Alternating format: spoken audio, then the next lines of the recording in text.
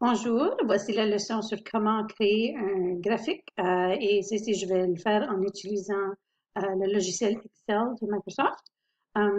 Vous pouvez faire un graphique aussi, je crois bien, mais dans PowerPoint, je sais qu'on peut le faire, mais il faudrait vérifier les autres logiciels Microsoft pour leur capacité de faire un graphique.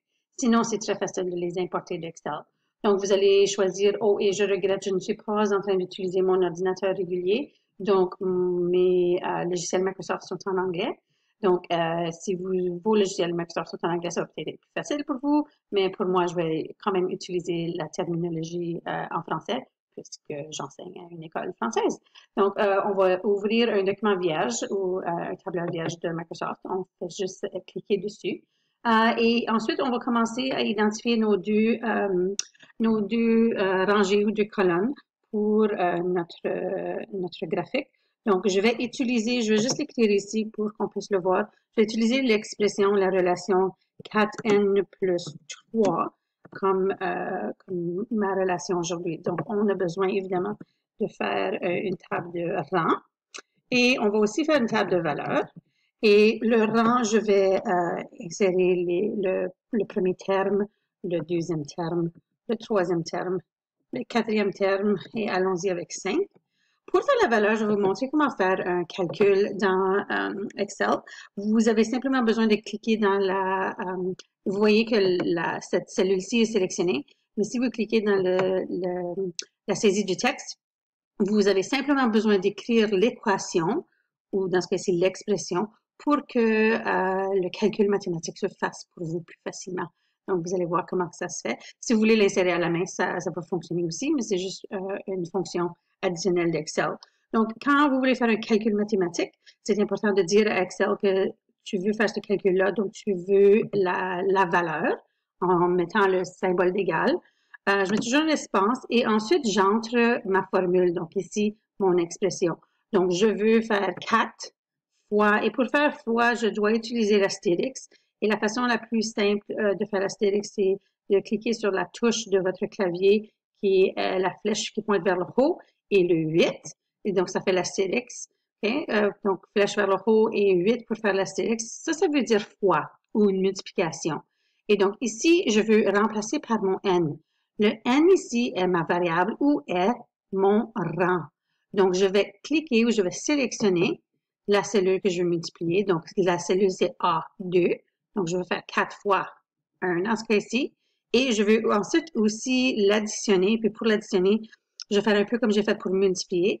Je vais peser la touche sur le clavier de la flèche qui pointe vers le haut. Et ensuite, celui-là, où est-ce que c'est à côté du 0, à côté de la touche arrière pour effacer, un symbole plus, et ensuite je vais mettre le chiffre 3. Donc, une fois que j'ai ma formule d'écrit, je pèse Entrée, et voilà, le tableur Excel a fait le calcul pour moi, tout simplement. Je n'ai pas besoin de répéter, de copier cette formule dans chaque cellule ici, parce que ça prendrait longtemps. Excel est très intelligent, Microsoft sont intelligents, et on a simplement besoin de sélectionner la cellule dans laquelle j'ai écrit ma formule, j'ai écrit mon équation, et je vais garder avec ma souris le coin cliqué dessus, je garde ça cliqué à la gauche, et je vais simplement sélectionner ou saisir les cellules dans lesquelles je veux que cette formule-là apparaît. Et quand je vais le laisser, Microsoft ou Excel fait le calcul pour moi automatiquement. Donc, une fois que ma table de valeurs est faite, j'ai maintenant la capacité d'aller créer mon graphique. Donc, pour faire ça, je vais aller dans Insérer et vous allez voir ici la section de graphique. Donc, je vais cliquer sur la petite flèche dans le coin ici, comme ça je peux voir tous les graphiques, même si je vois déjà celui que je veux. Je vais juste vous montrer qu'il y a la possibilité d'avoir différents graphiques. Mais celui que nous cherchons pour démontrer les relations, c'est celui qui est le XY scatter. Même je crois même en français que c'est ça qu'il appelle. Faudrait peut-être que je vérifie, mais c'est le XY quand même. Donc, on veut sélectionner celui-là et on dit OK. Et ensuite, il va déjà créer toutes nos données ou notre graphique pour nous, mais on doit aller y ajouter des choses précises. Comme, par exemple, on voit que le titre, c'est juste le titre du graphique. On voudrait lui donner un titre. On peut faire ça en cliquant dessus tout simplement. Et pour chaque graphique, on doit avoir le titre, la relation, entre la valeur du terme et son, pardon, je parle de L, et son rang. Donc, ça serait le titre. Et ici, si je remarque bien, j'ai mes points, mais je n'ai pas de titre pour mon axe des Y, ni pour mon axe des X. Donc, je sais que c'est le titre, mais je ne sais ni quelle est la valeur, ni quel est le rang. Donc, en sélectionnant le graphique, je peux aller dans cette section ici. Et vous allez voir qu'il y a les axes décrits. Alors, je vais juste cliquer dessus. Les deux doivent être sélectionnés. Mais là, on veut les titres des axes. Donc, on va sélectionner ça. Et ici, on peut simplement les entrer en faisant la saisie du texte. Donc ici, pour l'axe horizontal, l'axe des Y, ça serait le rang du terme. Et celle de l'axe vertical, ça serait la valeur. Oh, excusez moi la valeur du terme. Bon, donc ça c'est fait. On peut aussi regarder, voir, juste puisqu'on est ici, on peut regarder aux différentes parties. Le titre est là. On ne veut pas nécessairement, on peut l'ajouter, mais c'est pas obligatoire, d'additionner le numéro sur lequel il représente. Quand on a des gros bons comme des bons de 5, c'est peut-être une bonne idée de le faire, mais ce n'est pas essentiel. Quelque chose qui n'est pas du tout recommandé, c'est cette petite barre d'erreur-là.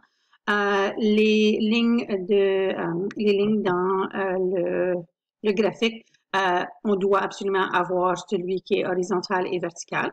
Donc, s'il vous plaît, assurez-vous que ces deux-là sont cliqués s'ils ne sont pas cliqués. Pour ce genre de graphique, nous n'avons pas besoin de légende puisqu'on a juste une série. Et ici, quelque chose qui est intéressant, mais que je ne veux pas qu'on démontre, c'est la ligne qui... il n'est pas supposé avoir une ligne dans un graphique linéaire comme tel, c'est pour ça que vous allez voir que les lignes sont pointillées. Mais il y a quelque chose d'intéressant que je veux vous montrer, c'est celui qui s'appelle les prédictions. Donc, ceci nous donne un plus grand graphique et va nous montrer quels deux termes suivraient. Donc, comme vous pouvez voir, le graphique était, sans que j'étais sur ce graphique-là, on termine à 6. Mais si je vais à celui de prédiction, je peux voir les deux prochains, donc 6 et 7. Il ne nous montrera pas les points, mais il va nous montrer la tendance de où la ligne devrait être. Donc, ça peut nous aider à répondre à certaines questions quand on nous demande de prédire les prochains deux termes, etc. Donc, ça, c'est des éléments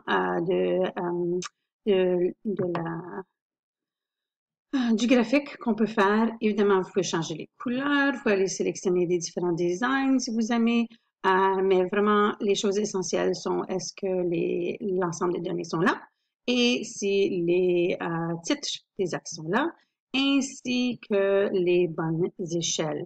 Donc, assurez-vous d'avoir la capacité de faire ceci soit sous format électronique ou sur format papier. C'est quelque chose de difficilement expliqué à l'oral. Donc, ces deux formats-là sont les deux formats acceptables pour remettre un travail. Donc, si vous avez des questions, n'hésitez pas de venir me voir pour les poser. À bientôt!